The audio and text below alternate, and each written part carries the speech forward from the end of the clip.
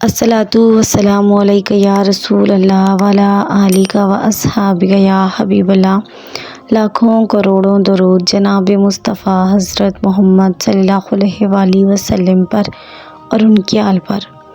अस्सलामु अलैकुम मोहतरम व्यूअर्स, उम्मीद करती हूँ आप सब खैरियत से होंगे। रब्बे करीम से दुआ है आप सबको अपने हिफ्ज़ व ईमान में रखे, आसानियत अता करे और आसानियाँ तकसीम करने की तौफ़ीक अता फ़रमाए, आमीन। मोहतरम व्यूअर्स, आज की वीडियो में मैंने एक बुज़ुर्ग ख़तून का मुशाहिदा आप सबसे शेयर करना है। इंशाअल्लाह ताला आपको बहुत मज़ा आएगा। बड़ी अच्छी बातें थी इनकी जो मुझे इनकी तरफ अट्रैक्ट किया जिन्होंने।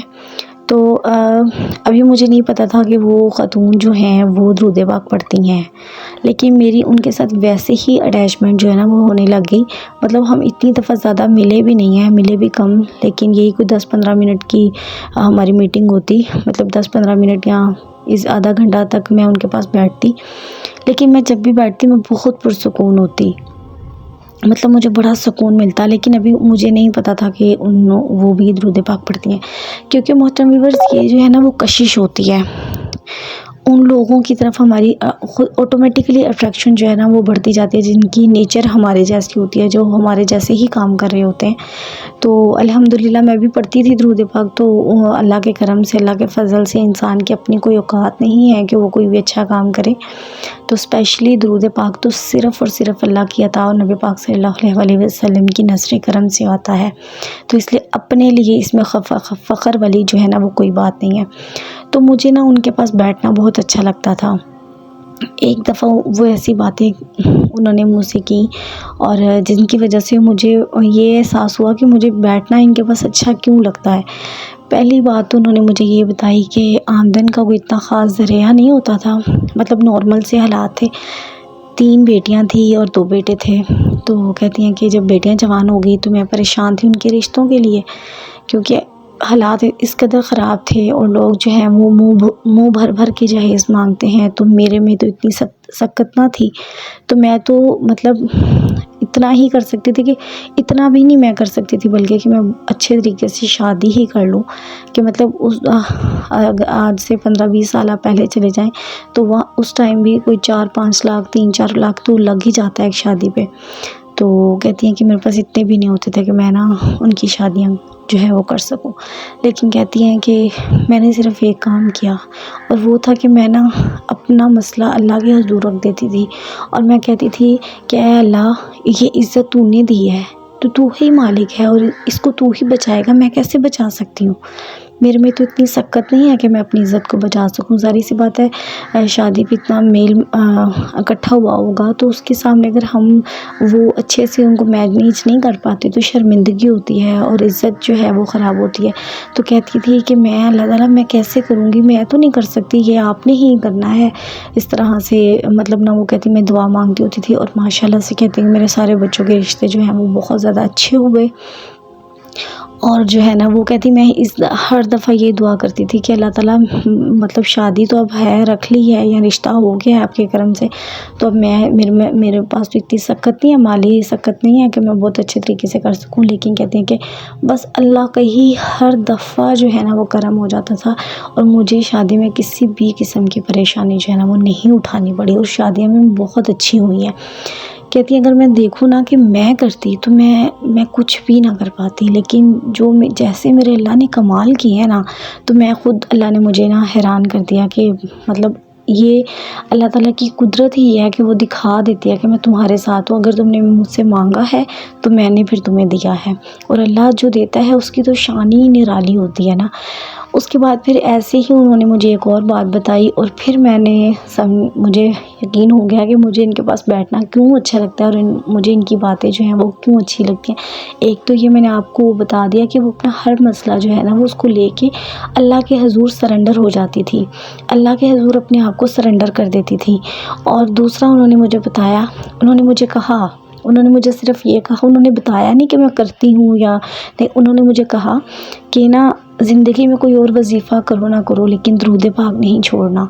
तो मोहतरम व्यूअर्स, मैं तो उसी टाइम समझ गई कि मुझे इनके पास बैठना क्यों अच्छा लगता है, क्यों इनकी तरफ मेरी जो अट्रैक्शन है वो बढ़ती जाती है। क्योंकि जिस इंसान को दुरूद पाक पढ़ने से मोहब्बत होती है ना, तो उनको उनसे भी मोहब्बत होती है जो दुरूद पाक पढ़ते हैं, जो इस तरह की नेचर रखते हैं, जो रूहानी सफ़र पे चलना चाहते हैं, उनके साथ भी ऑटोमेटिकली जो है ना वो अट्रैक्शन और मोहब्बत होना शुरू हो जाती है। तो फिर मैंने उनसे फिर जो है ना वो अल्हम्दुलिल्लाह दुरूद पाक तो मैंने आपको बताया कि अल्लाह के करम से मैं पढ़ रही थी। लेकिन जब मुझे इस तरह उनकी मतलब बारे में पता चला ना, तो मेरी मोटिवेशन जो मेरी मोहब्बत थी ना उसमें इजाफ़ा हो गया। मोहतरम व्यूअर्स, वीडियो बनाने का मकसद सिर्फ़ यही होता है कि हम सब दुरूद पाक पढ़ रहे हैं, लेकिन हमारी मोटिवेशन कभी कभी डाउन भी हो जाती है। ठीक है, हमारी मोहब्बत जो है ना वो कभी इधर इर्द गिर्द के कामों में भी डाइवर्ट होना शुरू हो जाती है। तो उसको कंट्रोल करने के लिए हम ये मुशाहिदात सुनते रहना चाहिए और अपनी मोहब्बत में इजाफ़ा जो है वो करते रहना चाहिए। क्योंकि तब्दीली जो है ना आगे बढ़ने का नाम ही ज़िंदगी है, या तब्दीली का नाम ही ज़िंदगी है। तो आगे हमने किस में बढ़ना है? नबी पाक सल्लल्लाहु अलैहि वसल्लम की मोहब्बत में आगे बढ़ना है। यही ज़िंदगी है। जब से ये जाना है दुरूद पाक की अहमियत, नबी पाक सल्लल्लाहु अलैहि वसल्लम से मोहब्बत की अहमियत, उनका जो इश्क है उसकी आग अगर दिल में लग जाए तो मोहतरम व्यूअर्स, इससे बढ़कर ज़िंदगी जो हसीन है ना वो कोई नहीं हो सकती। आप मतलब ज़िंदगी में ही जन्नत देख लोगे, अपनी मरने से पहले ही आपकी ज़िंदगी जो है वो खूबसूरत तरीन जन्नत बन जाएगी। अगर आप दुरूद पाक और नबी पाक सल्लल्लाहु अलैहि वसल्लम की मोहब्बत अपने दिल में जगा लेते हैं, अगर आप सल्लल्लाहु अलैहि वसल्लम की मोहब्बत जो है ना वो आपके दिल में पैदा हो जाए ना, तो फिर बस हमारे वारे न्यारे हो जाएंगे। तो मुझे बड़ी खुशी होती है जब लोग कमेंट करते हैं कि हम इतनी दफ़ा दुरूद पाक पढ़ते हैं। स्पेशली एक जो है वो कहते हैं कि 10,000 मरतबा जो है ना वो दुरूद पाक पढ़ते हैं। तो इंशाअल्लाह ताला अल्लाह ताला मुझ पे भी ये करम ज़रूर करेंगे और आप सब पे भी अल्लाह ताला ज़रूर करम करेंगे। तो अल्लाह जब हम थोड़ी सी मोहब्बत बढ़ाते हैं ना, तो अल्लाह ताला ज़्यादा खुश होकर हमें और ज़्यादा करम से नवाज़ देते हैं। तो अल्लाह ताला की करम नवाजियाँ तो कमाल है ना, सुभान अल्लाह।